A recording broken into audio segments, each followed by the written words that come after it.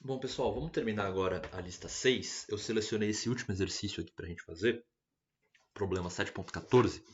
Ele fala assim, ó. A figura mostra um cilindro oco de raio interno A e raio externo B.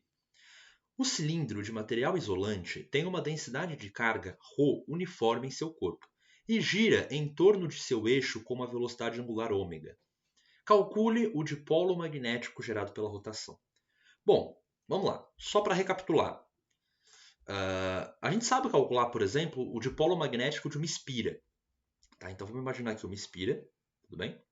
Passando uma corrente aqui na espira, a gente sabe que aparece o dipolo magnético apontando aqui perpendicular ao plano da espira, aqui para cima, né? E esse dipolo magnético é dado pela corrente I que passa na espira vezes a área da espira. Então, nesse caso, πr². Beleza?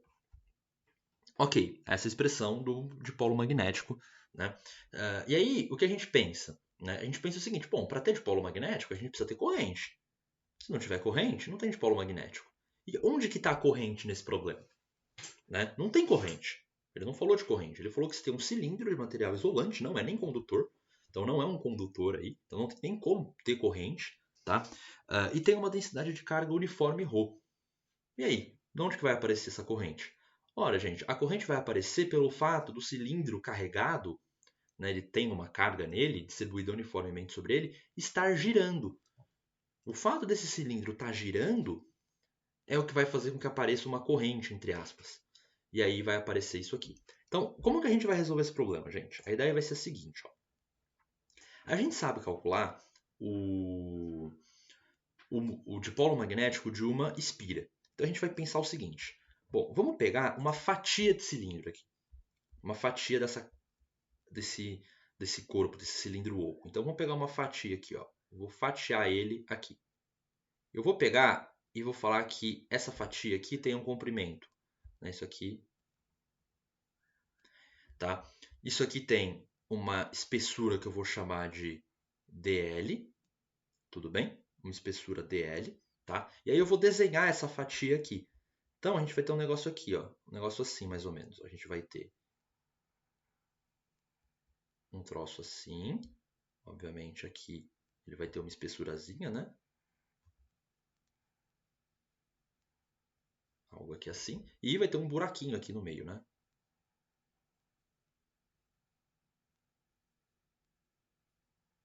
O desenho não ficou legal, mas acho que eu consigo fazer um desenho um pouco melhor. Né? E aí aqui ele vai ter... Deixa eu melhorar isso aqui. Né? Ele vai ter aqui o buraco dentro dele, aí eu vou representar esse buraco aqui assim. Agora sim temos um desenho razoável. Né? O raio aqui interno é A e o raio externo é B. Tudo bem? Bom, e aí como esse cara está girando, a gente pode pegar esse cara e pensar nele girando como se fosse uma espira, ou um conjunto de espiras. Tá? Então, deixa eu só escrever aqui que isso aqui tem um comprimento dl. E aí o que, que vai acontecer? Né? Vamos pegar uma espirazinha nele aqui. Ó. Uma espirazinha infinitesimal nele aqui, que eu vou pegar de raio interno R e raio externo R mais dr. Então eu estou pegando uma espirazinha de comprimento aqui, de espessura dr, né? E raio R. Então isso aqui é um raio R. E aí, o que está acontecendo? Esse negócio está girando, né? Qual é a carga que eu tenho aqui? Qual é a carga que eu tenho nesse elemento aqui? Né? Nessa espirazinha pequenininha que eu peguei aqui. A carga que eu tenho aqui, que eu vou chamar de dq, ela é ela vai ser igual a ela vai ser igual a ρ vezes um volume, beleza? A densidade volumétrica de carga vezes um volume. E eu vou escrever esse volume como sendo a área disso aqui, que é 2πr/dr, né? Então ρ vezes o dv vai ser a área disso aqui, que a gente sabe, a gente já resolveu isso nas outras listas, né? 2πr/dr é a área, essa área aqui que eu estou pintando,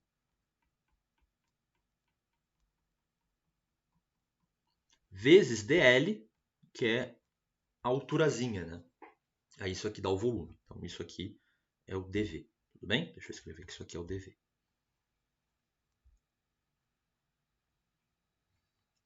Tá? Legal. Aí o que eu faço? Eu posso pegar esse cara...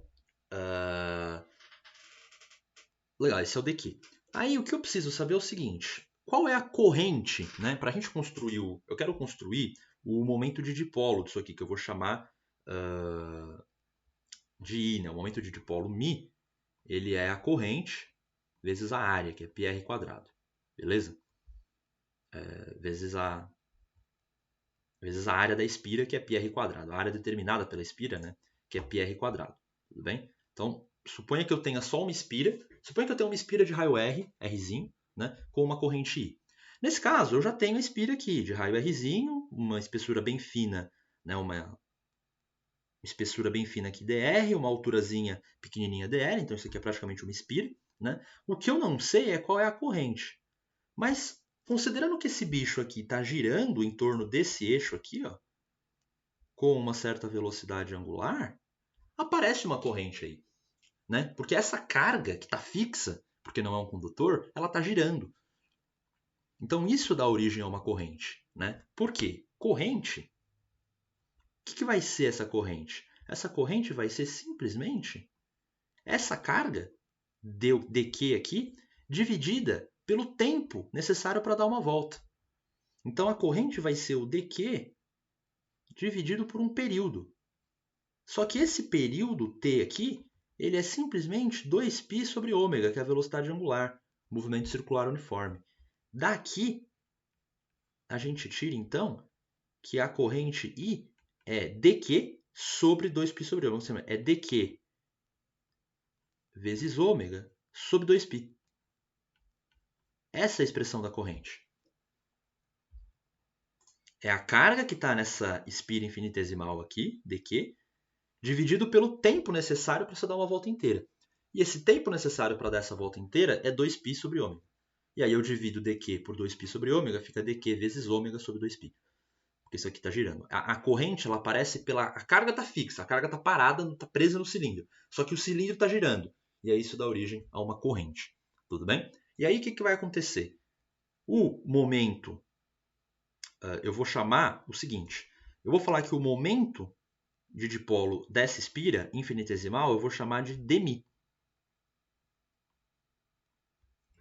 E ele vai ser dq ômega sobre 2π. Ele vai ser dq ômega sobre 2π vezes π r².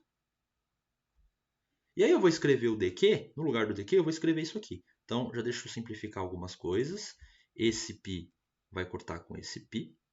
E aí vai ficar o seguinte, a gente vai ter dμ igual dq é ρ vezes 2π r dr dl. Aí vai ter o ômega e vai ter o r². Tudo isso dividido por 2. E aí eu vou poder simplificar algumas coisas aqui. Por exemplo, o 2 eu simplifico com 2. Junto r com r², vai ficar o seguinte. Tudo que for constante eu vou pôr aqui na frente. Então vai ficar π ρ ômega dl r². R² não, r ao cubo. R ao cubo dr. Beleza? Essa é a expressão para o dμ. Então, deixa eu aproveitar aqui, apagar um pouco as coisas. Vou apagar essa discussão aqui, tá? Da corrente. Vou transferir isso aqui para cá.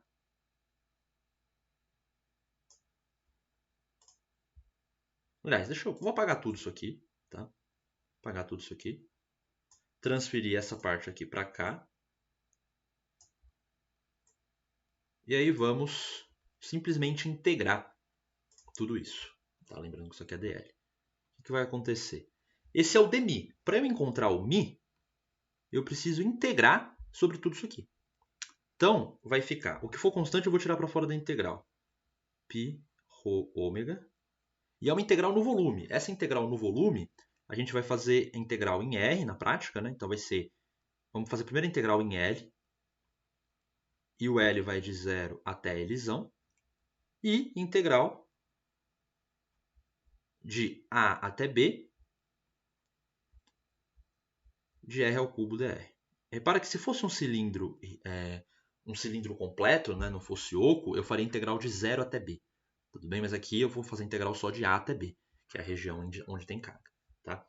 Então, tá aqui. Né? Isso aqui no fundo é uma integral de volume, só que a gente já fez se fosse uma integral de volume em coordenadas cilíndricas, teria uma integral em L, uma integral em R e uma integral em θ, né? Ou φ, depende do ângulo que vocês usam. Só que a integral em φ ela já foi feita aqui na prática, nesse 2πr aqui. Ó. Esse R faria o papel do jacobiano e esse 2π seria a integral em θ de 0 a 2π. Então isso já foi feito na prática. Tá? Bom, aí vamos lá, fazer essas integrais. Tranquilo aqui, né? Vai ficar a integral em dl de 0 até L é simplesmente L, então vai ficar π ρ ômega L. Isso aqui vai ficar R a quarta sobre 4, então vai ficar um sobre 4 aqui, ó. E vai ficar B a quarta menos A a quarta. E essa é a resposta do problema do momento de dipolo magnético. Repara que esse momento de dipolo magnético, se a gente colocar a gente pode pôr um vetorzinho aqui, ó, e um vetorzinho aqui, ó, no ômega, né? E esse momento de dipolo magnético vai ser aí paralelo ao vetor velocidade angular, né? Que seria um vetor aqui assim, olha. Significa que ele estaria girando aqui em torno desse cara. Ele estaria girando, esse bicho aqui, esse cilindro estaria girando assim, pela regra da mão direita, ele estaria girando aqui assim. Beleza? E aí o dipolo magnético vai ser paralelo a esse vetor velocidade angular. Tá? Então é isso, gente. É isso que acontece. A gente terminou o exercício aqui, mas eu vou fazer um comentário que eu acho que é interessante. Tá? Ou seja, a gente não precisa ter uma corrente, não precisa ter um sistema ali com uma corrente para necessariamente a gente ter uma corrente no sentido de um fio passando corrente para a gente ter um dipolo magnético. Né? Se a gente tiver um sistema carregado, com uma carga fixa nesse sistema, e esse sistema estiver girando, pode aparecer um momento magnético, porque esse sistema com as cargas fixas girando é como se tivesse uma corrente ali. Um sistema bem legal de analisar é uma esfera. Então imagina uma esfera, uma casca esférica condutora carregada. E aí ela gira. Também vai aparecer um momento de dipolo magnético aqui. Então, se você tiver uma esfera uniformemente carregada girando, ela vai atuar como se ela fosse um dipolo magnético aqui assim. E aí vão aparecer linhas de campo magnético como se ela fosse um ímã. Linhas de campo magnético que fazem isso aqui. Como se ela fosse um ímã, como se a esfera fosse um ímã. Aqui acontece uma coisa muito parecida no cilindro. O cilindro girando aqui, aparecem linhas de campo magnético, como esse cilindro, como ele tem um momento magnético, ele vai criar um campo magnético em torno dele, né? Como se ele fosse um ímã. Esse cilindro girando atua, como ele tem um dipolo magnético, ele funciona como se ele fosse uma espécie de ímã, vamos dizer assim. Tá? E aí aqui a gente teria uma situação muito parecida, que seria uma esfera girando. Inclusive, um modelo desse tipo foi usado inicialmente para tentar explicar o spin, que é o momento angular intrínseco que algumas partículas têm quando a gente estuda mecânica quântica. Né? A primeira ideia para tentar explicar o spin foi tratar o elétron, por exemplo. Como que a gente poderia explicar o spin do elétron? Foi tratar o elétron como uma esfera, né? Carregada, com uma distribuição de carga na esfera, e aí você pensa nessa esfera girando. E aí você pensa qual que seria o momento, né, de dipolo magnético desse sistema, e aí você associaria isso ao spin, né? Associaria o momento angular que a esfera tem com possíveis interações com campos magnéticos que a gente sabe que acontece. Né? O spin, basicamente, é uma propriedade que a matéria tem que faz ela interagir com campos magnéticos. Tá? E sabia-se que os elétrons interagiam com o campo magnético, né? E aí, para tentar relacionar isso, tentar arrumar uma explicação para isso, eles pensaram, bom, a gente pode relacionar aí o momento angular do elétron, que é o que a gente vai chamar de spin, com essa interação com campos magnéticos. Né? Acontece que essa explicação, que foi a explicação inicial, que até parecia fazer muito sentido, realmente parece fazer sentido, você pensa no modelo de um elétron como sendo uma esfera carregada girando, né? E aí você associa essa rotação do elétron em torno dele próprio, um eixo ali nele próprio, né, com essa propriedade de spin que ele tem. Aí acontece que as contas acabaram não fechando muito bem, não fazia muito sentido você pensar no elétron como uma esfera dessa forma, e aí no final essa hipótese foi meio que descartada, né? E hoje o spin ele é simplesmente uma propriedade que as partículas têm, assim como o elétron tem massa e tem carga, ele tem spin, é uma propriedade intrínseca das partículas, essa é a proposta mais aceita hoje, né? Ok? Mas isso aqui foi só uma consideração legal, tipo, acho que valeu a pena eu discutir um pouquinho isso com vocês baseado nesse exercício aqui. Pode ter um exercício que seja um pouco mais simples para vocês fazerem, vocês podem tentar fazer, é o seguinte, ao invés de vocês pensarem no cilindro, vocês podem pensar num disco, e num disco com uma densidade superficial, sigma, acumulada nele, girando. E aí vai aparecer também um momento de dipolo magnético. E a conta que vocês fariam seria muito parecida, só que naquela parte inicial em que eu escrevi que dq, né, lembrando que a parte inicial eu escrevi que dq era ρ dv, vocês escreveriam que dq era sigma dA. E esse dA aqui vocês abririam como sendo o 2πr/dr. 2πr/dr. Tudo bem? Basicamente, o que a gente faria seria sumir com esse dl e trocar o ρ por sigma. E o resto das coisas seguiriam aí uma mesma ideia. Beleza? Na prática, a resposta vai ser a mesma, só que você vai jogar esse L fora aqui, ó, e o ρ vai virar sigma. Tudo bem? Mas na prática, o resto da resposta é o mesmo. E aí, é claro, se a gente estiver falando do disco inteiro, essa integral ela vai só vai de 0 até B, e aí não vai ter esse A quarta aqui, vai ter só o B A quarta, que seria o raio do disco. Tá? Então, dá para pensar num exercício assim para vocês treinarem esse tipo de conta também. É um exercício também que pode cair em prova, provinha e tudo mais. Beleza? Então, a gente fecha a lista 6 agora. Se vocês tiverem algum problema, vocês podem me procurar, tá? E é isso.